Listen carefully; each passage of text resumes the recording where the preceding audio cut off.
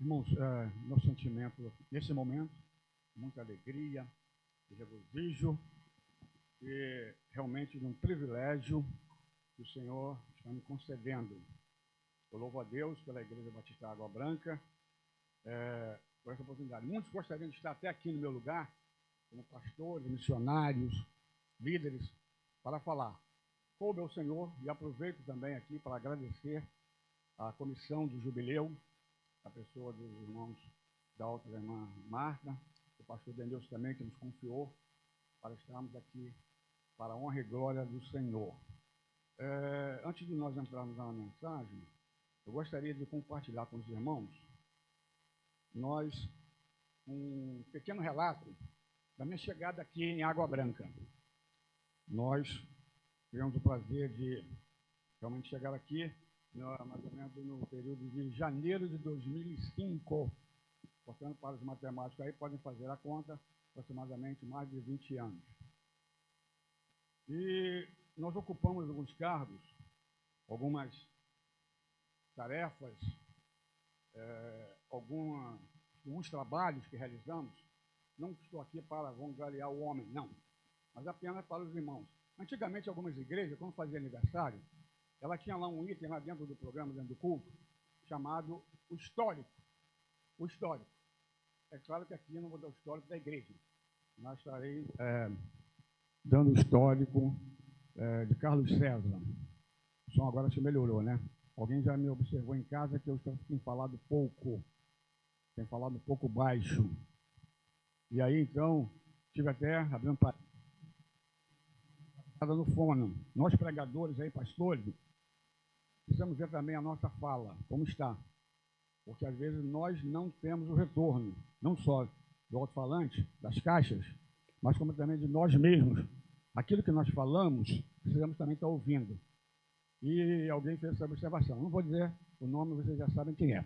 Então, nós estivemos lá realmente e fizemos alguns exercícios com a fono e ela até encaminhou para outra especialidade. Mas como eu estava falando, amado, nós chegamos aqui e ocupamos alguns cargos. Eu cheguei a ser primeiro secretário, inicialmente, da União Masculina Missionária. Tive o prazer de estar aqui com os irmãos, já com exatamente o Ministério do Pastor Jonir, e nós fomos o primeiro secretário ali da União Masculina Missionária. Tivemos também, depois, passando a ser presidente daquela União Masculina Missionária. A União Masculina Missionária, ela engloba não só os homens da igreja, mas também os embaixadores. Algumas igrejas também têm, de acordo com a faixa etária, o Grupo de Ação Missionária, que é o chamado GAM. E, então, fizemos algum trabalho depois como presidente.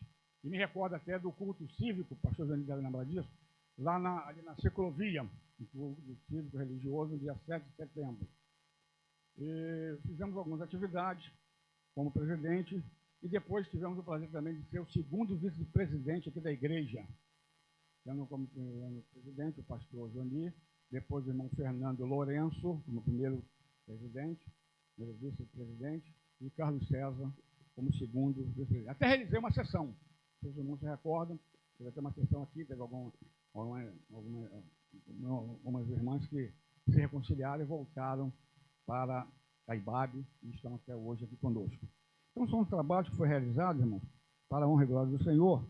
E aí, então, nós fizemos esse trabalho. Em 2009, nós assumimos o Grupo Esperança. É um trabalho que era feito pela irmã Sandra Fernandes. E aí, então, nós assumimos o trabalho em 2009 pelo Grupo Esperança. Ainda como membro, ainda como servo do Senhor, como também depois servo do Senhor. E em 2019, nós fomos consagrados no dia 4 de maio de 2019, nós assumimos como pastor o ministério da terceira idade da igreja. Não vou falar aquilo que nós fizemos, senão a hora não permite. E nós temos que ter também sábios com relação ao horário.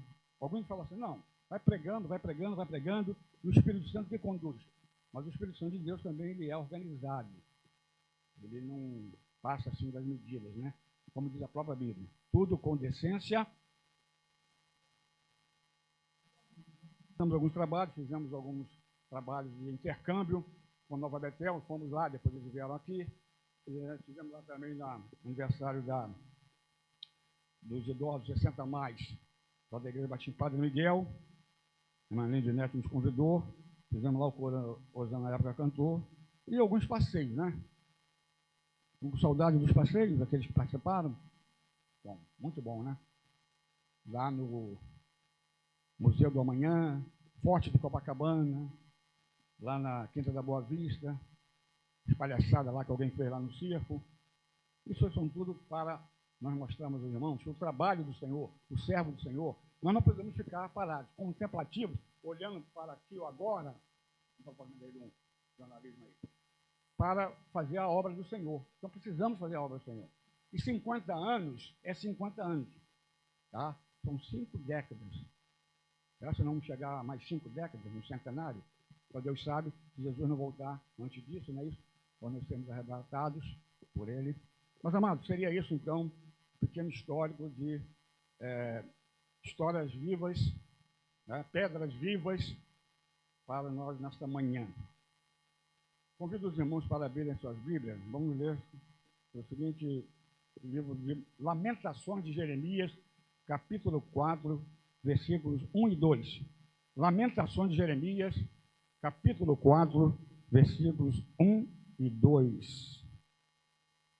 Já está aí na data bênção, como o pastor Dennis fala, já está ali. Eu vou ler primeiramente o primeiro e o segundo versículo, depois todos nós vamos recitar juntos o segundo versículo, tá? Como se escureceu o ouro, como se mudou o ouro fino e bom, como estão espalhadas as pedras do santuário ao canto de todas as ruas.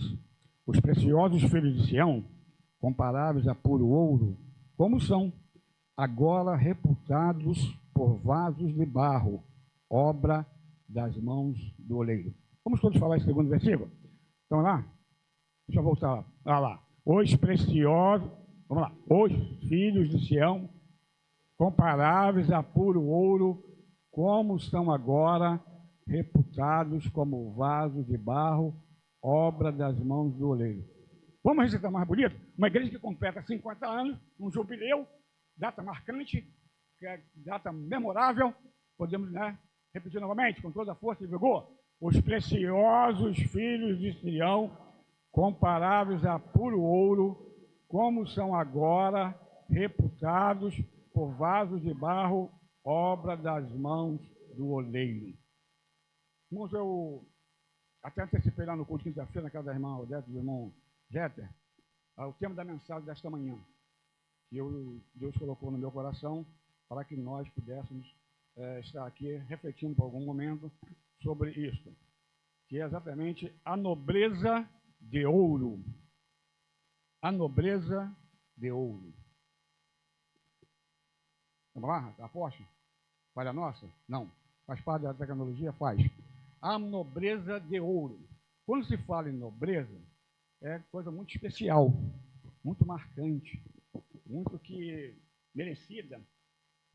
E é um adjetivo que nós podemos realmente qualificar só para quem chega lá, que pode entender o que é importante, a nobreza.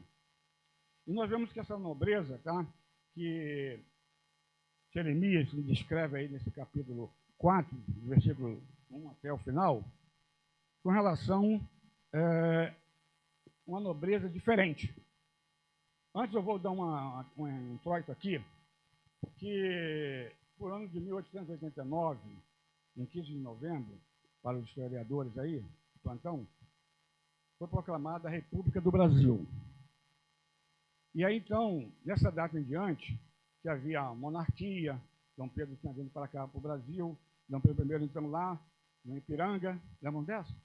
Lá no Ipiranga, no dia do fico, ele disse, então, que ficava aqui, realmente estava, então, proclamando a República do Brasil. Ali começa, então, de fato e de direito, essa nobreza, que poderia se dar conta depois com a mulher de Princesa Isabel, com o próprio Dom Pedro II, mas não é isso que eu quero falar nesta manhã.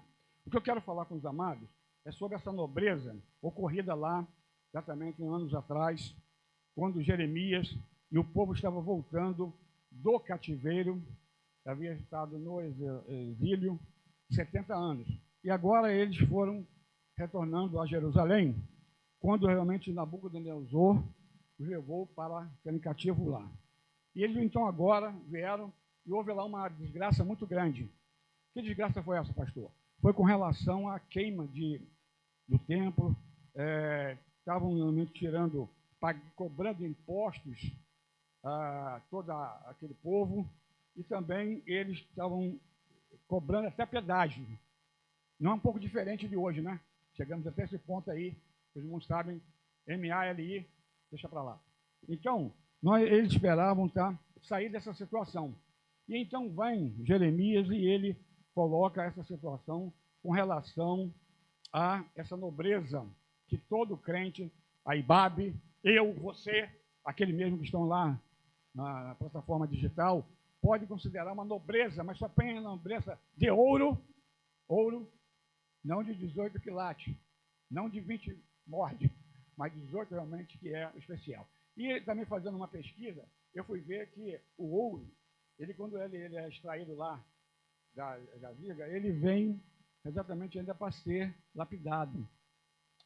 E chama-se às vezes a bauxita. Nós estamos aí, começou lá em Minas, está no Pará, em Amazonas. E o ouro, então, até chegar ao final, as irmãs aí que usam mantos colares, cordões, realmente é um valor alto, hein? Está em média mais ou menos aí de mercado, 4.000 a 8.000 reais um desse cordão, tá? Agora tem que colocar talvez, né, num seguro, colocar num cofre, no banco. Aliás, eu tinha um patrão que ele tinha umas barras de ouro, ele então, sabe o que ele fazia? Deixava lá no antigo banco, que não existe mais, está extinto, o Banerje, ele tinha lá exatamente um local, um cofre, para guardar aquelas barras de ouro. Mas era o quê? Vanglória, questão de orgulho, de vaidade. Mas, exatamente o que nós queremos ver nessa nobreza de ouro é que eu possa participar, eu posso estar realmente anelando, desejando ter esse ouro na minha vida. Porque o ouro é um metal. Porque muitos guardam, muitos até realmente têm um ciúme, né? Nem emprestam para alguém usar, de tanto vontade de ter aquilo ali, que passa a ser também até um exagero de possuir algo que é palpável, algo que não tem valor nenhum, somente para a fé, para a nossa vida espiritual. Como se escureceu o ouro, como se mudou o ouro fino e bom, como estão espalhadas as pedras do santuário, ao canto de todas as ruas. Os preciosos filhos de Sião, comparados a puro ouro, como são, agora reputados por vasos de barro, obras das mãos do oleiro. Amados, nós podemos sentir realmente que a situação era então difícil. E Deus, através dos profetas, dos reis no passado, nos dão essa visão futurista com relação à nossa vida cristã. E aí nós vemos lá em primeiro, referência bíblica, de Atos capítulo 9, versículos 4 e 5, o que Lucas está realmente mostrando para que deveriam fazer com relação à situação. Atos capítulo 9, versículos 4 e 5. Já foi colocado ali pela mídia. Diz assim: e caindo em terra, ouviu uma voz que lhe dizia: Saulo, Saulo, por que me persegues? E ele disse: quem és, Senhor? E disse o Senhor: eu sou Jesus a quem tu persegues. Nós vemos aí, amados, que nessa situação que se encontra ali, Saulo, ele respirava as ameaças, porque ele era um perseguidor, tirava, arrancava aqueles que seguiam Cristo, cristianismo, para fora, como uma perseguição, levando até a uma situação de constrangedora. E aí, então, Saulo tem um encontro com Jesus no caminho de Damasco.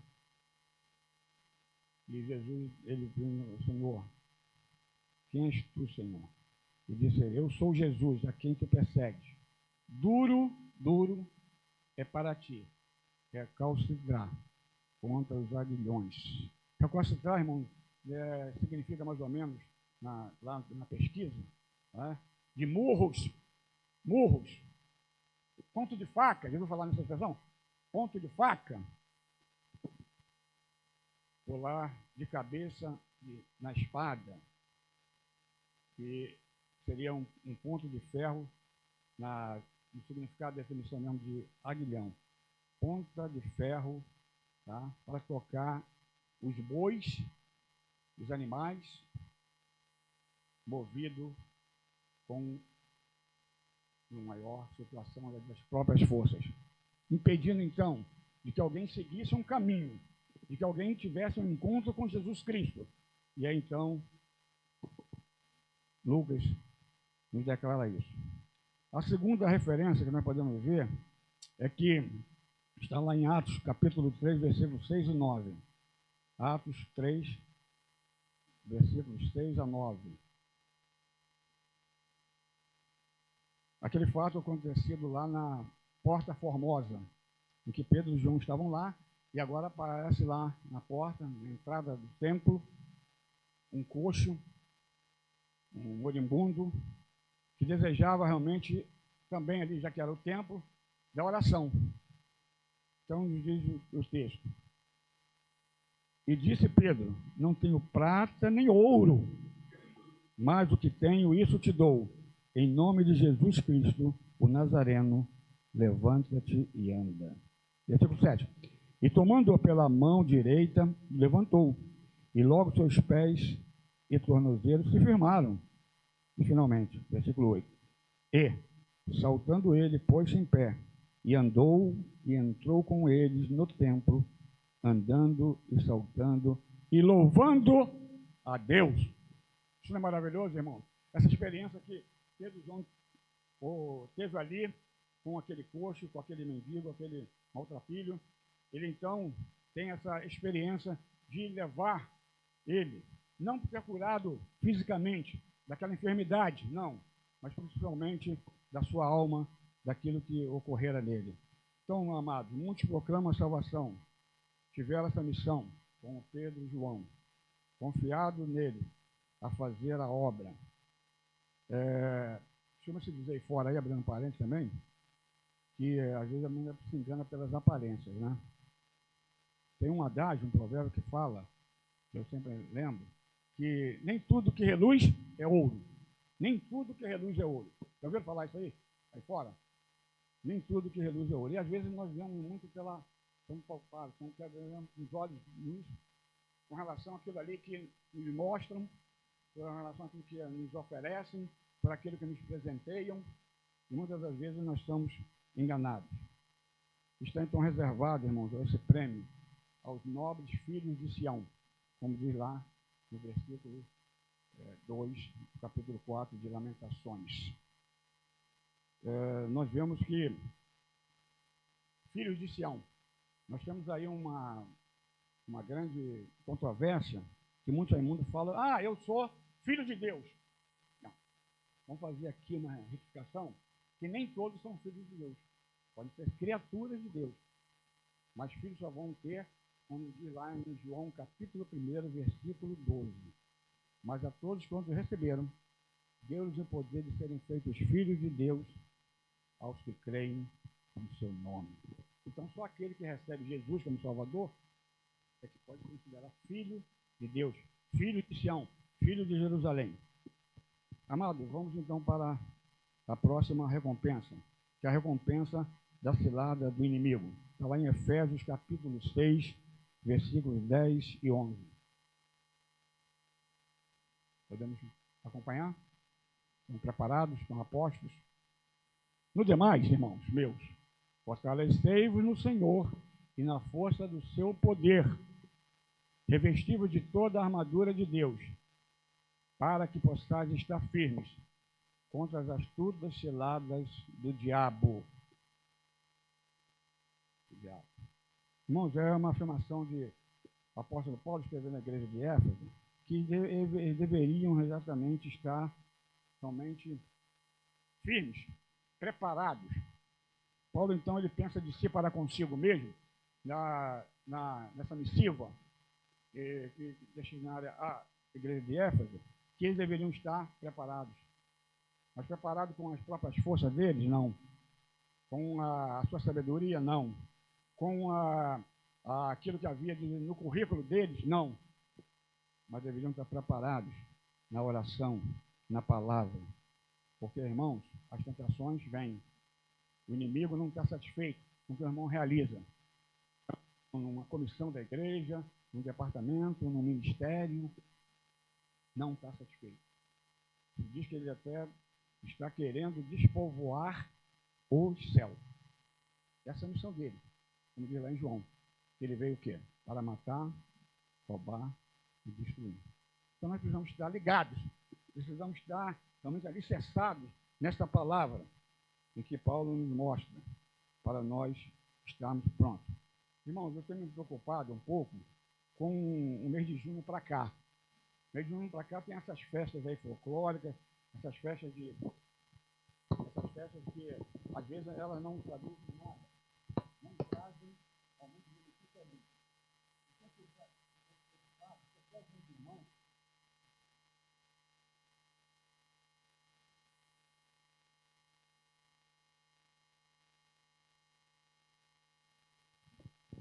a Fona me orientou isso, tá?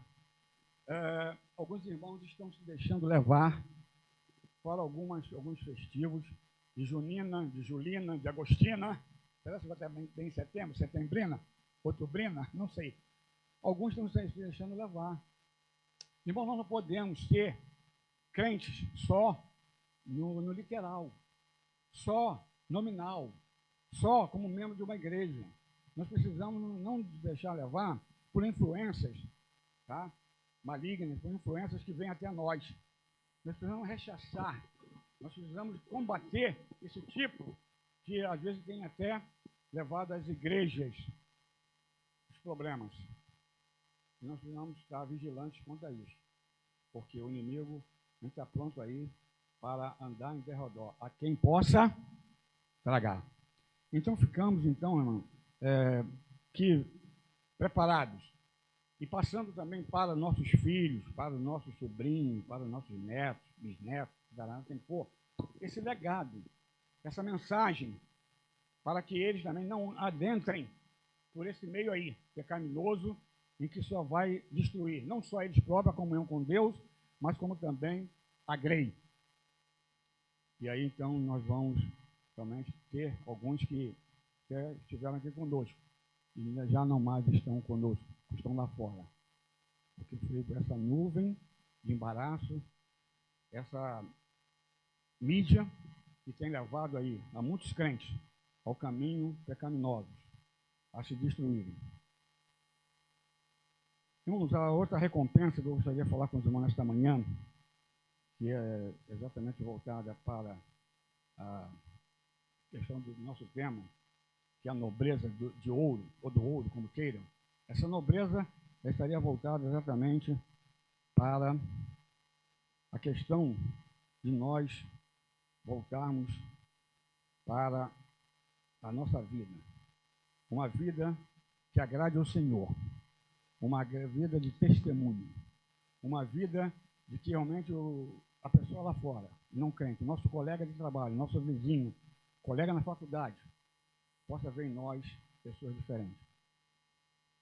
E vamos vendo muito pela a questão do que vem até nós com relação à percepção e nós tirarmos as conclusões, sejam elas como forem.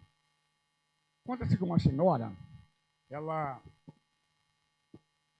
Posso ir até que horas? Um pregador aí fora anteriormente a mim, então até que hora poderia ir? Aí falaram uma hora, só que chegou aquela hora, ele passou daquela hora. Mas deixa pra lá. Uma senhora, ela estava sentada exatamente sobre uma pedra, e aquela pedra ali, ela costumava refletir, né, sobre as coisas boas da vida, sobre a sua família, sobre o que ela já tinha vivido desde o passado até o presente e pensando até mesmo no futuro. E ela estava sentada ali. E chegou alguém para aquela senhora e falou assim: olha, a senhora está sentada num lugar muito bom. Talvez a senhora não saiba a importância desse lugar que a senhora está sentada. E aquela pessoa virou para ela e ela falou: mas o que tem aí? Parece alguma formigueira? Alguma coisa que vai me prejudicar, a minha saúde? Ele virou e falou: não, a senhora está sentada sobre uma bauxita de ouro, sobre uma nobreza de ouro. É mesmo? Ah, sim. Que bom, né? Vou agora me enriquecer mais ainda. Eu já era rico, agora eu vou poder investir, quem sabe levar essa bauxita, para alguém fazer um trabalho como o Rodrigo faz, né? E aí aquela senhora descobriu que ali havia um ouro. E ela não sabia. Muitas das vezes, nós estamos próximos de um ouro, próximo de uma bênção, próximo de uma vitória, mas não damos valor. Não paramos para meditar, não paramos para fazer uma análise de que aquilo ali pode nos trazer um benefício muito grande. E então essa senhora, ela saiu dali feliz, porque ela pôde descobrir que ali embaixo ela estava sentada, em meio aos problemas, em meio às lutas da vida, ela estava se enriquecendo. E ela então conta essa história de que ela foi adiante, levou realmente para ser lapidado aquela bauxita, não estava aquela jazira, e ela realmente se enriqueceu. Mas ela se enriqueceu materialmente, porque ela só pensou no material, ela só pensou no bem que iria satisfazê-la e também a sua família. Não pensou em Deus, não pensou em Jesus Cristo. Muitas das vezes nós fazemos isso. Pensamos em nós mesmos. Somos egoístas. Pensamos no aproveitamento, no nosso bem-estar, naquilo que vai nos favorecer.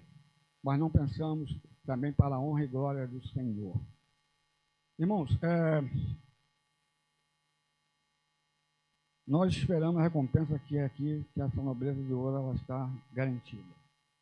Mas nós temos também uma outra nobreza de ouro, que se encontra lá no livro de Apocalipse, capítulo 21, versículo a 23. Capítulo 21 de Apocalipse, versículos 21 a 23. Irmãos da mídia, aí é uma bênção. Irmãos, não sabe como ajuda o pregador, como ajuda o mensageiro, para nós que debruçamos no esboço de uma mensagem. Então, Apocalipse, capítulo 21 e 23. Diz assim: e as 12 portas eram 12 pérolas, cada uma das portas era uma pérola, e a praça da cidade de ouro puro, como vidro transparente. 22. E nela não vi templo, porque o seu templo é o Senhor, Deus Todo-Poderoso e Cordeiro.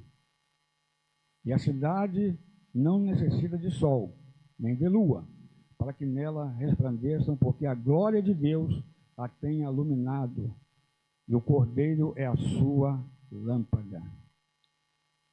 Irmãos, somente exatamente os santos poderão contemplar essa glória do Senhor. Nós vemos lá, somente no texto base, Lamentações, no capítulo 2, o capítulo 4, versículo 2.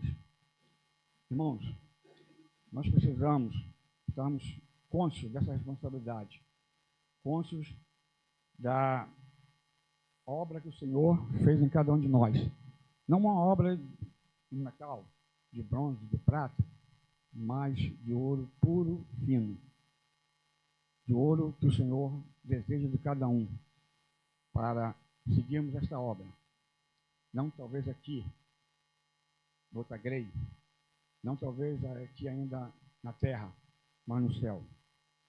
Então, queria exortar os irmãos nesta manhã, que nós possamos renovar as nossas forças, apresentando condições ideais de um bom a respeito das alimentações, a respeito da nossas fraquezas, a respeito daquilo que eu posso fazer ou não fazer. Quando que também uma senhora numa igreja, o pastor perguntou a todo mundo, quem que sabe cantar aí? Uns levantaram a mão. Quem sabe pregar? Uns levantaram a mão. E aí então ele perguntou, mas nem todos levantaram a mão. Uma senhora lá no último banco falou assim, pastor, eu sei.